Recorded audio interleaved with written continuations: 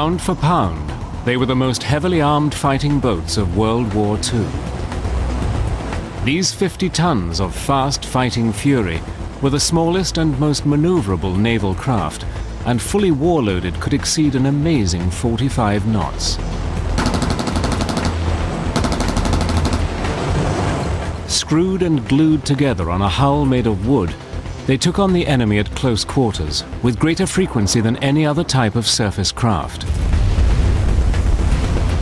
And in one of the greatest stories of survival in World War II, the PT would play a vital role in the making of an American president, John Fitzgerald Kennedy.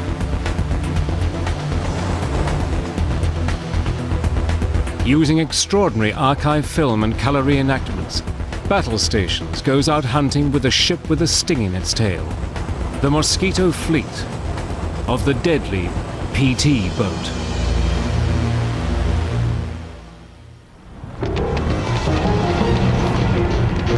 Patrol torpedo, or PT boats, are built for an astonishing variety of missions.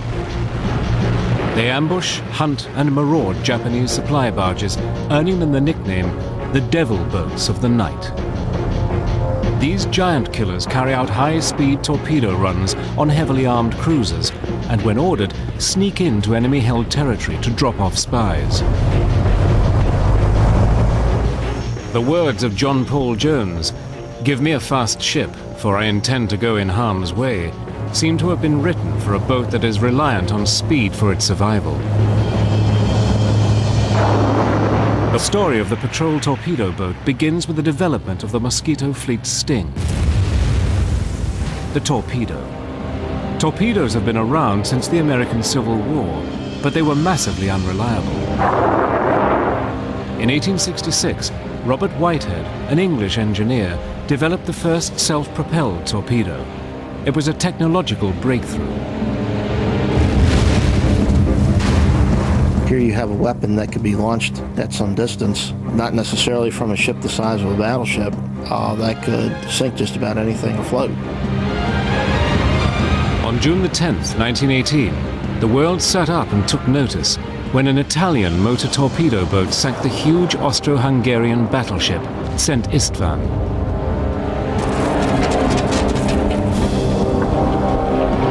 Despite this spectacular success for the small torpedo boat, America concentrated on building up her fleet of big battleships and later aircraft carriers. Surrounded by deep oceans, its navy had no place for a fleet of motor torpedo boats that were designed for narrow seas and coastal waters. During the 1920s and 30s, a new pastime swept the USA: speed.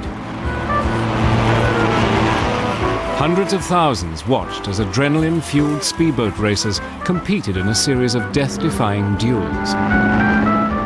The technologies used by these super-fast craft would later shape the design of the PT boat. One of the leading British innovators was Hubert Scott Payne. In a legendary race of the interwar years, Scott Payne's futuristic boat, Miss Britain III, just lost out to American legend Gar Wood in his four-engined Miss America 10. Scott Payne and Wood's futuristic craft traveled at top speeds of over 100 miles per hour. This would later take inspiration from their lightweight materials and high-octane engines to provide the PT boat with the 45 knots it would need to survive in combat.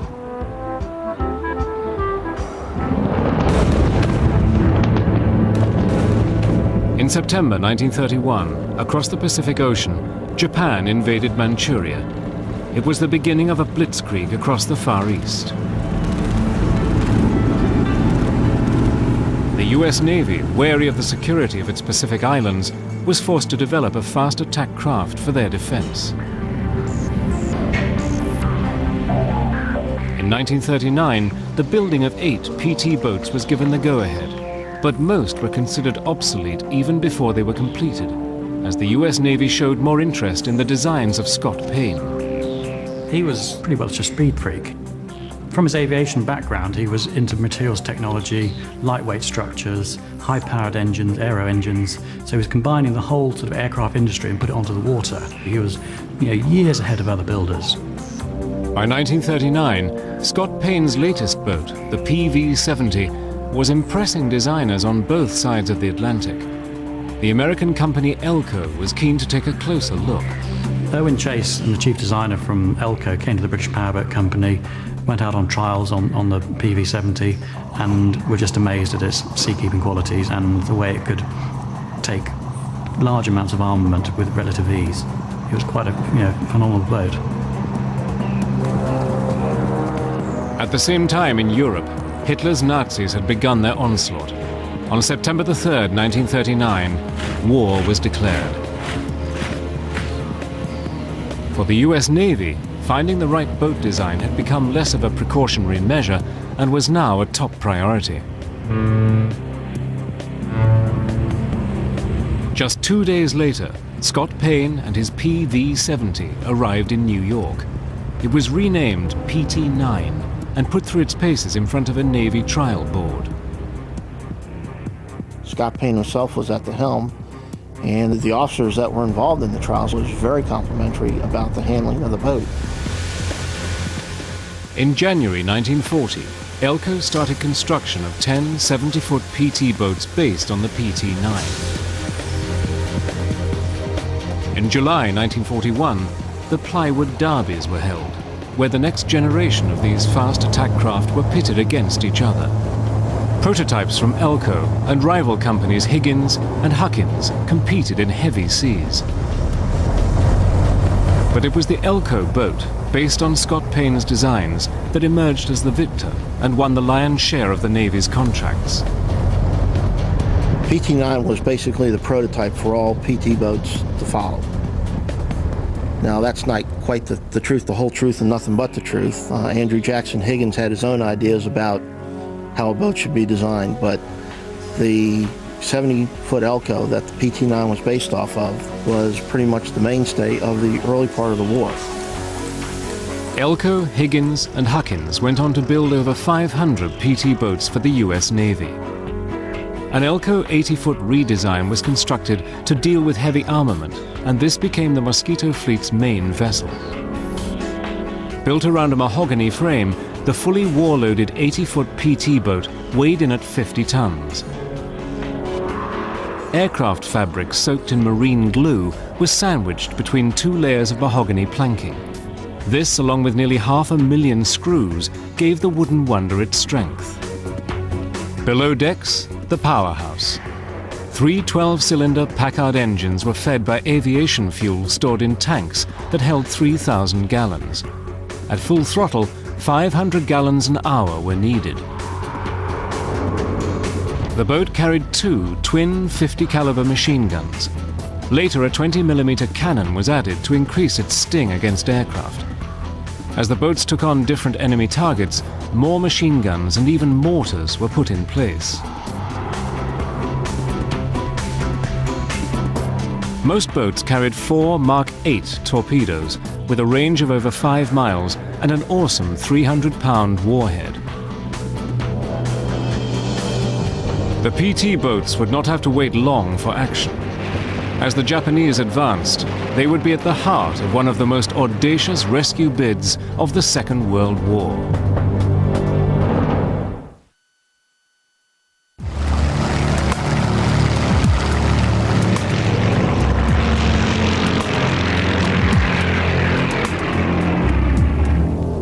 On December the 7th, 1941, carrier aircraft of the Imperial Japanese Navy attacked Pearl Harbor, bringing America headlong into a new world war.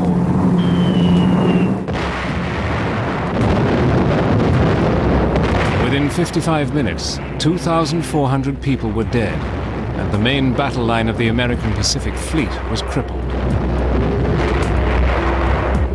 Amid the chaos and carnage, 2 gunners on board one of the new PT boats were credited with bringing down the first Japanese aircraft of World War II.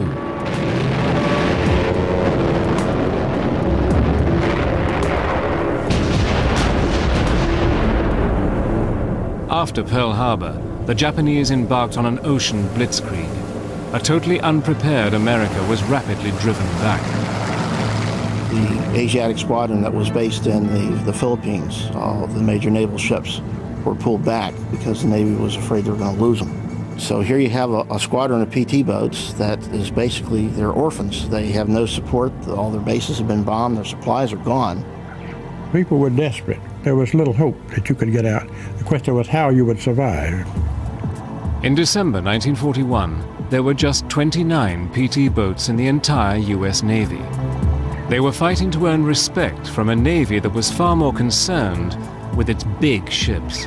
The naval hierarchy used nicknames like Spick-Hit, Plywood Wonder. It just didn't fit into their world, and they didn't want it in their world.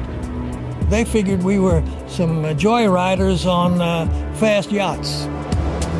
Before the war, the top brass was unsure of what to do with the PT boats. Many thought they should be relegated to the sidelines on support duties. But the determined fightback of Squadron 3, based in the Philippines, would change everything. Against all odds, these beleaguered boats took the fight to the Japanese. Most famously, they carried out near-suicidal torpedo attacks deep in enemy-held waters. They were led by Lieutenant John D. Bulkley, a maverick who would go on to earn the nickname the Wild Man of the Philippines. The man was a hero. What he did was done on sheer leadership and force of personality. Despite the heroics of Bulkley's Squadron 3, the Japanese juggernaut continued. By February 1942, they had advanced to the Bataan Peninsula. General Douglas MacArthur's headquarters on the fortress island of Corregidor were under threat. President Roosevelt ordered him to escape, and Squadron 3, led by Bulkley, were given the assignment. Many regarded it as mission impossible. Watson Sims was a 22-year-old radio man aboard PT-32, part of the 4-boat rescue squadron. We were to run 2 nights, hiding by day among the islands. There are thousands of islands in the Philippines. As night falls, Bulkley's PT-41 moors at the besieged Corregidor to collect General MacArthur and his family. After vowing to return to the Philippines, MacArthur and his party sneak out into Manila Bay. Waiting just beyond the island's minefields are PT boats 32, 34, and 35. They plot a course through 560 miles of Japanese-patrolled waters along the Mindoro Strait, past the islands of Panay and Negros, and on to Cagayan on the island of Mindanao, where they are to deliver MacArthur. The squadron moves out into deeper and rougher waters to avoid enemy lookouts on the surrounding islands. Below decks, MacArthur is seasick. His wife, Jean, has to comfort him through her own bouts of nausea. In the pitch black, running on wrecked engines that have gone 3 months with little repair, the PT formation begins to separate. PT-32, one of the support boats, makes a mistake that nearly ends in Bulkley's PT-41 being blown out of the water. Watson Sims was on lookout aboard PT-32. I could see way back on the horizon there was some kind of craft pursuing PT-32. And I was ordered by Vincent Schumacher, the skipper, to help throw off gasoline dumps. We were tossing off the 50-gallon drums of gasoline to try and gain speed because the boat, whatever it was gaining on us. Schumacher said, "Stand by your guns." We were prepared to fire. And to this day, I think he did say, "Commence firing." One of the generals said, "Don't shoot, it might be somebody else." It turned out to be Bulkley with MacArthur aboard. And Bulkley was screaming, "What the hell is going on up there?" After the confusion, the squadron struggles to the midway point, Cagayan. As the boats refuel in a secluded cove, Bulkley assesses the situation. PT-35 has fallen behind and is missing, and PT-32 has no gasoline left after jettisoning its extra drums. He decides to continue the mission with just 2 boats. That evening, PT-41 and PT-34 leave the cove and immediately spot their worst nightmare, a Japanese warship. Normally they could outrun her, but in their worn-out condition, they are an easy target. Anxious minutes pass. Eventually the warship moves on. The two boats miraculously make it to their destination. After 35 sleepless hours, General MacArthur is safely delivered. Mission impossible accomplished. Later that day, even PT-35 struggles into Mindanao. MacArthur expressed his gratitude by saying, "You have taken me out of the jaws of death. The PTs have earned their keep 1,000 times over." The general was flown to Australia to begin his preparations for the fight back in the Pacific. John Bulkley was presented to the American people as a hero. PT boats are wooden craft manned by iron men. Welcome into the service. Good luck to you, and hit 'em hard. A boat that was ignored at first had proved its worth to a skeptical navy that needed a quickly built vessel with a killer punch. Over 200 of these wooden wonders could be built in the time that it took to construct a battleship, and made out of wood, they didn't use up valuable steel resources. Hundreds of PT boats were built around the clock, in shipyards from New Jersey to New Orleans. At Melville Training Camp in Rhode Island, rookie PT boaters got the first glimpse of their new steeds. I asked one of the Navy personnel as to what kind of a boat was that was going up there. And they said, "Oh, that's the PT boats, you'll love them." From that point on, I knew I was destined to become a PT boater. 20,000 enlisted men and 2,500 officers trained at Melville over the next 5 years. The now legendary Bulkley gave the men the benefit of his experience. You men are about to begin training in one of the most fascinating and adventurous branches of the Navy.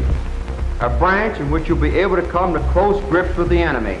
And when at close grips, to deliver a blow with one of the most powerful craft this war has developed and exploited, the Motor Torpedo Boat, the PT. With its swashbuckling image, young Ivy Leaguers and college sportsmen rushed to sign up for the new boats. We did have a lot of football stars and a couple of All-Americans on our squadron. I guess we were kind of hot shots, I suppose. I don't know. Getting used to the PT boat's notoriously rough ride was crucial for these novice crews. They tried to get us a little seasick, so they had pork chops for us the first time I was out. Some of the trainees had a little trouble keeping the pork chops down, I can tell you. The graduates of Melville would soon be put to the test.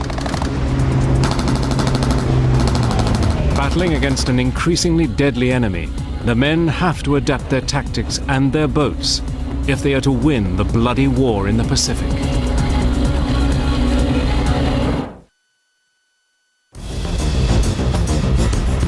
"7th of August, 1942. The fight back in the Pacific begins when US Marines invade Guadalcanal. The Japanese ran destroyers along the Slot, a deep channel of water that separates the Solomon Islands. Nicknamed the Tokyo Express, they carried essential supplies to enemy forces on Guadalcanal. Orders were given to stop them from reaching their terminal. For its crews, the PT boat was about to become a true home away from home. A typical PT boat provided fighting and living space for 2 officers and 10 enlisted men. Above decks, gunners were positioned throughout the boat, at the bow, amidships, and at the stern. The torpedo man was located next to the tubes or racks to loose the deadly fish during a run on an enemy ship. The officers were normally found on the bridge. This was the boat's nerve center. It's from here that attacks were coordinated. Just under cover, below the bridge, was the radio man stationed. The main sleeping and eating quarters were here in the bow of the boat.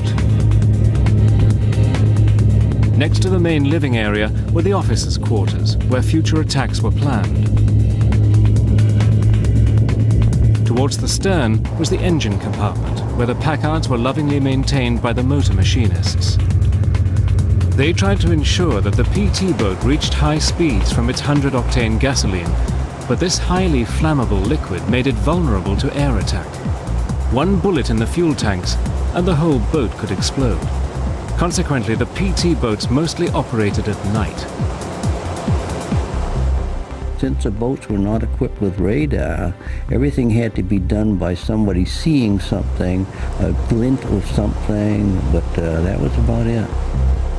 Sometimes the only way they knew the destroyers had gone through was the boats started bobbing around from the wake of the destroyers.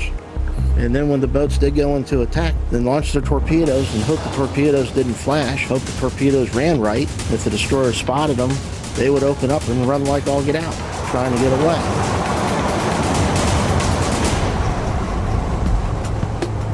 After a night taking on the Tokyo Express, the crews returned to base, where there were few home comforts.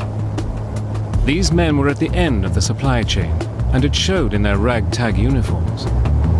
Mostly it was dungarees and shirt, t-shirt, or no shirt at all. And sometimes even they tied a gun rag around your middle and let it go with that. We would take our clothes and we'd drag them through the water so that they would be rinsed by the ocean.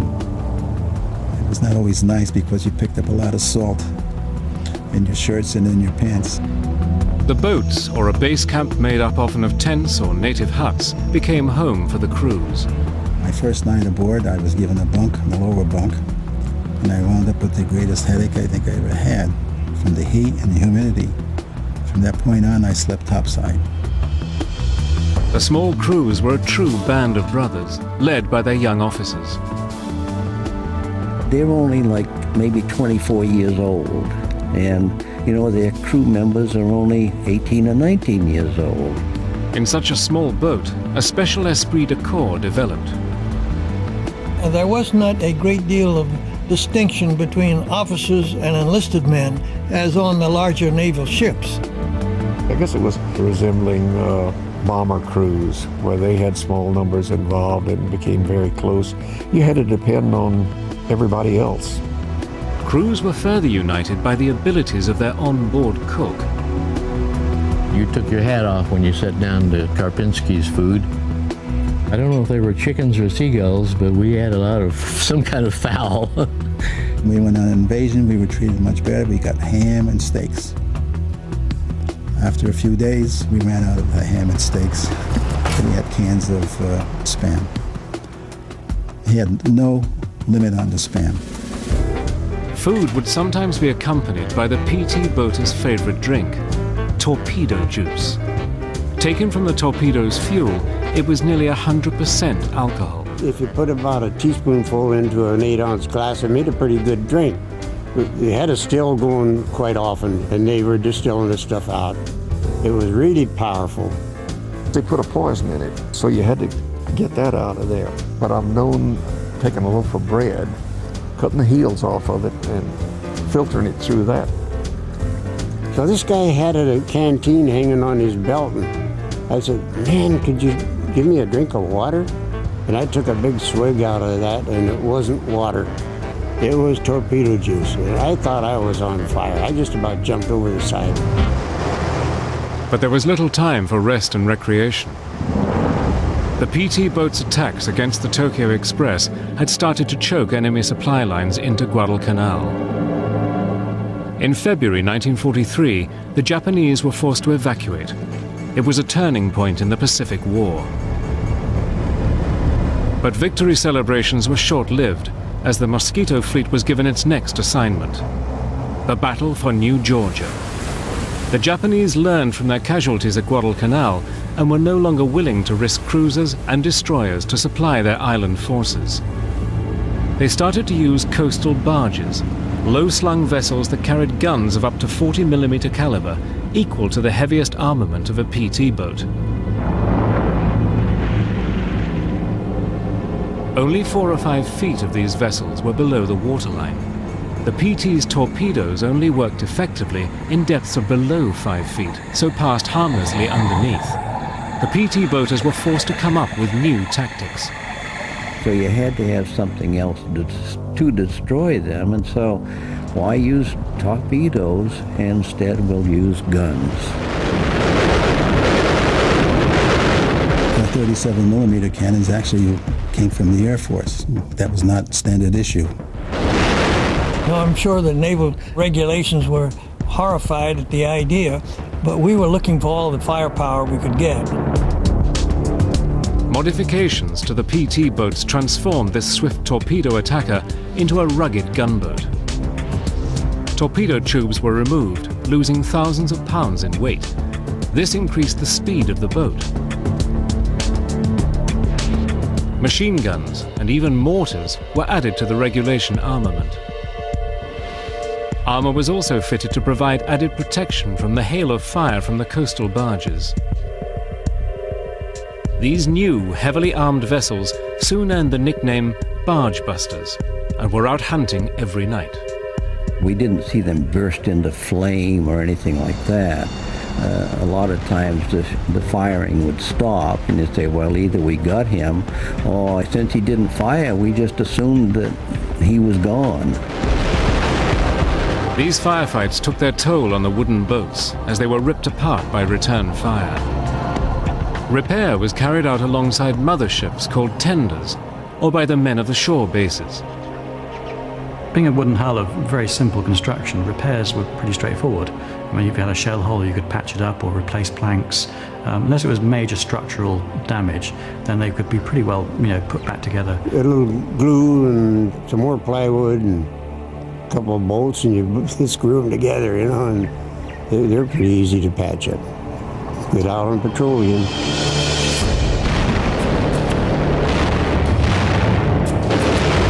Whilst the Devil boats fought their way through the hell in the Pacific, in Europe, they were at close quarters combat with Nazi Germany and its ally, Italy. These 50 tons of fast fighting fury worked closely with the motor torpedo boats of the Royal Navy that had been fighting to keep Britain's shipping lanes open. They were eager to share their giant-killing tactics with their new allies.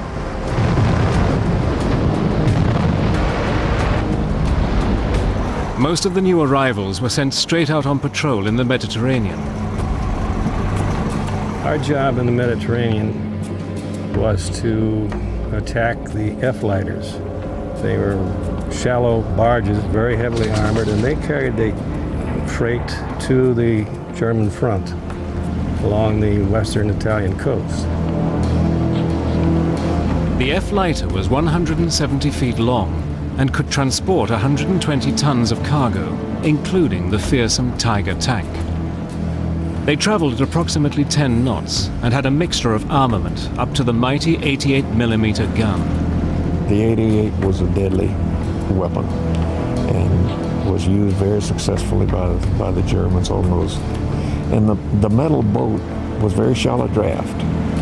And we even tried wiring the rudders of the torpedo up to where it would run on the surface, which was unsuccessful, and finally decided that we were not equipped to really combat them. The PT boats changed tactics and concentrated on a different target, the pride of the German Navy. The E-boat, short for Enemy War Motorboat, was 106 feet long and weighed 78 tons. Longer and heavier than the PT boat, it was powered by 3 16-cylinder diesel engines. With 2 torpedo tubes, a 37mm anti-aircraft cannon, and a 20mm gun on the stern, this heavily armored vessel was a serious adversary for the all-wooden PT boat. An E-boat was a pretty fearsome thing to come up against. Similar sort of speed, 43, 44 knots. A lot more firepower, but not as maneuverable as a PT boat. PT boats would attack in groups and packs, and it was an element of surprise that would outwit the Germans. In the Mediterranean, the Devil boats hunted for their prey using the new technology of radar. They patrolled in threes, sailing side by side until the chance came to unleash their torpedoes. Side by side was much better because if you were the third boat in a line of boats, the fish had already gone and alerted the enemy, and you caught a lot of flack. When the firefights got too intense, the PT boats had another weapon which made them invisible. Smoke generators mounted at the rear of the boat. With the smoke screens, we were able to avoid, if they needed to be, we could combat them successfully and did.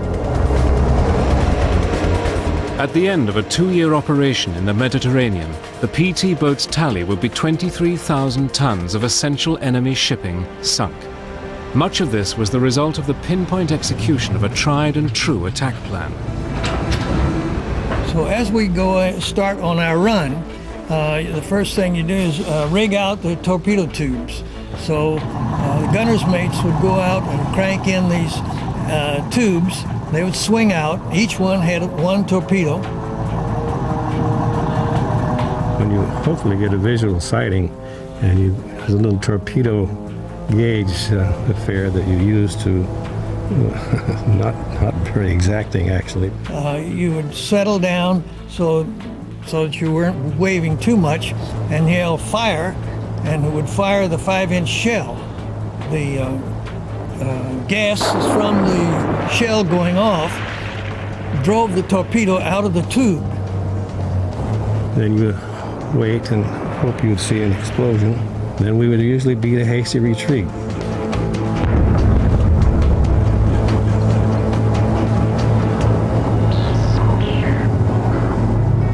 In 1943, a simple innovation revolutionized the use of torpedoes by the PT boats. The old torpedoes were fired from their tubes by using an explosive charge, which expelled them at 40 feet per second. But the accompanying flash often gave the boat's position away during a night attack. A lightweight rack system was developed. This enabled the torpedoes to roll off the side of the boat. On release, the torpedo's motors started and powered the fish to their prey. This rack system was more efficient and lighter. We lost about 2,000 pounds per torpedo getting those big tubes off and getting this little simple rack. And from then on, the boats were faster and the torpedoes were more accurate. In July 1943, Allied forces invaded Sicily. As the drive into occupied Europe began, the PT boats patrolled the beachheads and defended ground troops where coastal minefields made it too risky to use deep draft vessels.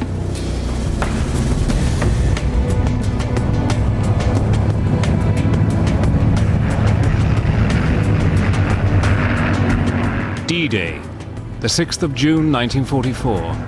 The largest amphibious invasion force in history was amassed. Protecting the 5,000 Allied ships was a squadron of PT boats. Clyde Combs was a 20-year-old on board PT 515. During the invasion, the purpose of the PT boats basically initially was a screening operation for the landing forces that went into the beaches at Normandy. We were blowing up floating mines with our 50 caliber machine guns.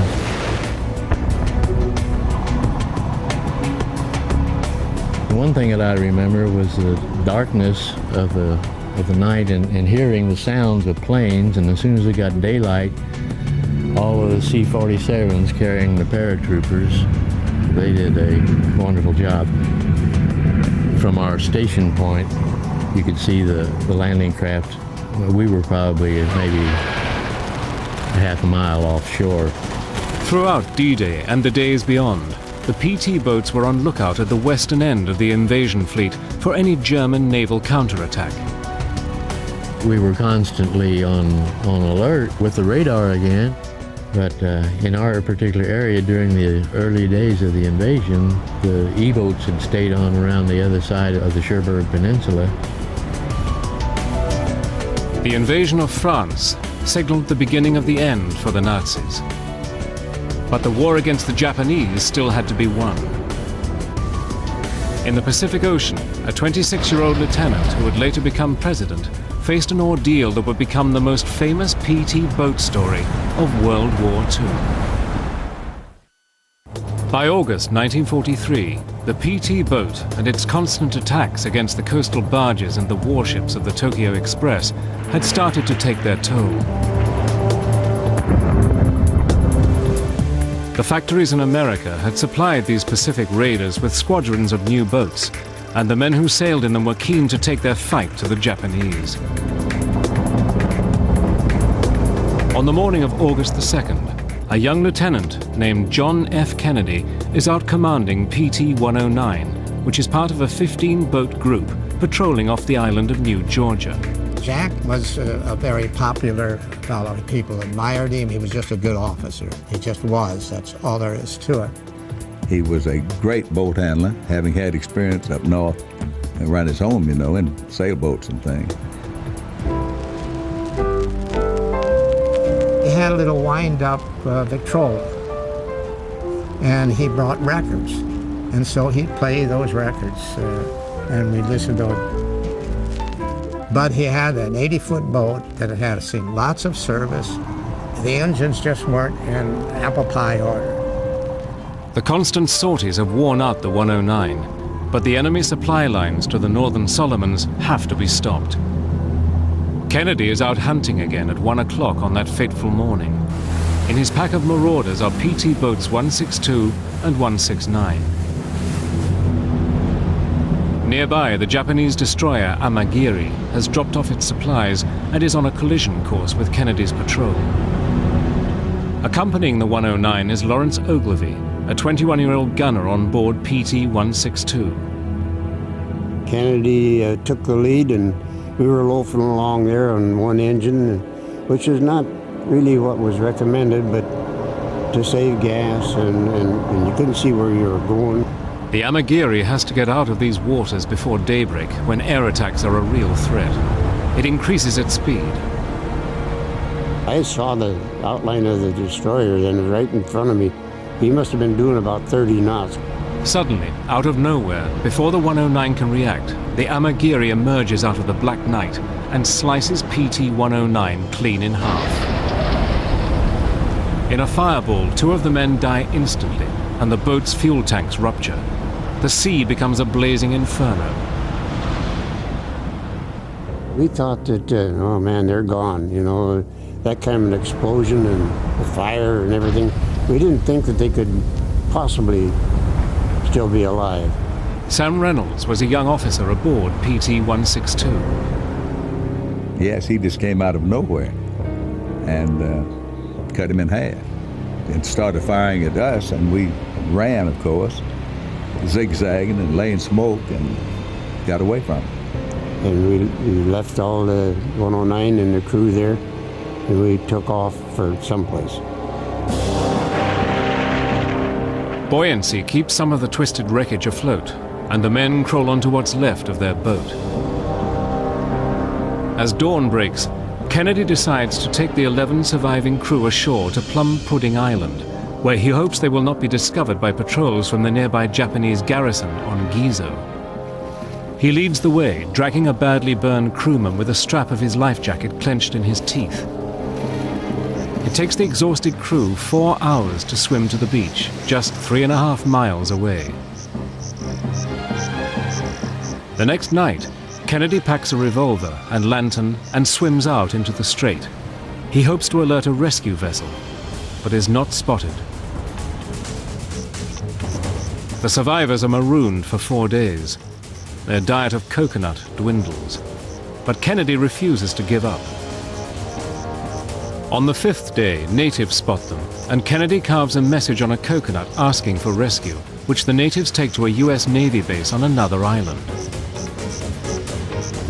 Orders are given to PT Boat 157, which picks the men up. Their terrifying week-long ordeal is finally over. Their 26-year-old lieutenant, John F. Kennedy, had risked his life to ensure his men's safety. He was hailed as a hero and awarded the Navy and Marine Life-Saving Medal. When he became president, a replica of PT-109 was paraded through Washington. The story became a classic chapter in the history of the PT boat.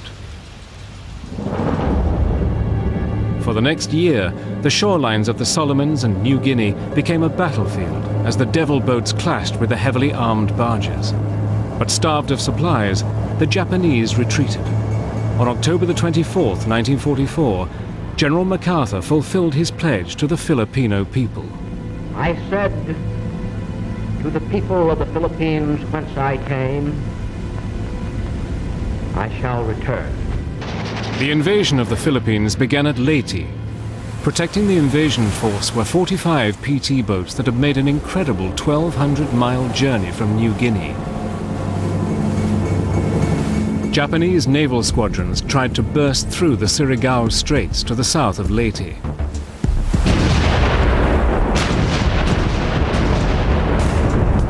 PT boats would act as scouts for the US battleships and cruisers.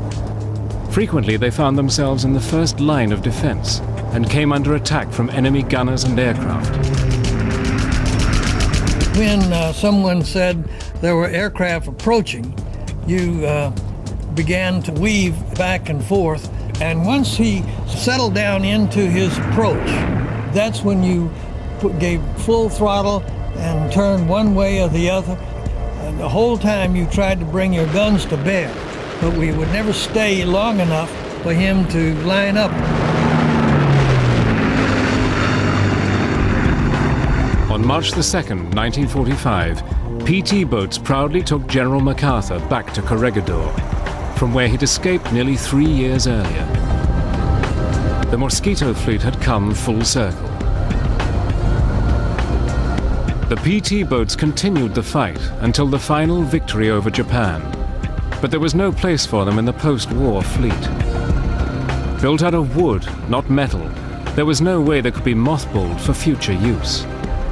So in September 1945, on a small island in the Philippines, most of the PT boat Pacific Fleet were lined up on the shore.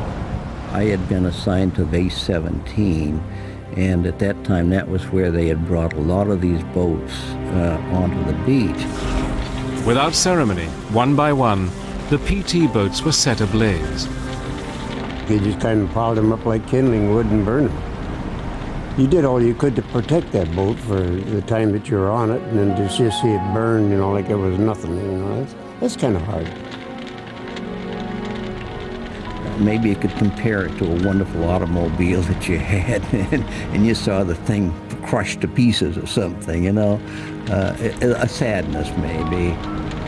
Obviously, there's a certain communication between you and the boat, and then to see it go up in flames, it just didn't seem right. 121 boats were destroyed in this vast funeral pyre at Samar Island. It was an ungracious end for a boat that had done such an amazing job. From the hell of the Pacific to the invasion of Europe, this giant killer with the heavyweight punch will be remembered forever by the men who served on it. I've been on many ships, and I think probably my greatest love affair was the PT boats. You still think, I guess, of your first love, maybe. There was no other comparison, actually, as far as boats are concerned, because there is only one attack boat, and that was the PT boat. I think they were very successful, and as far as I was concerned, played a most important part in World War II.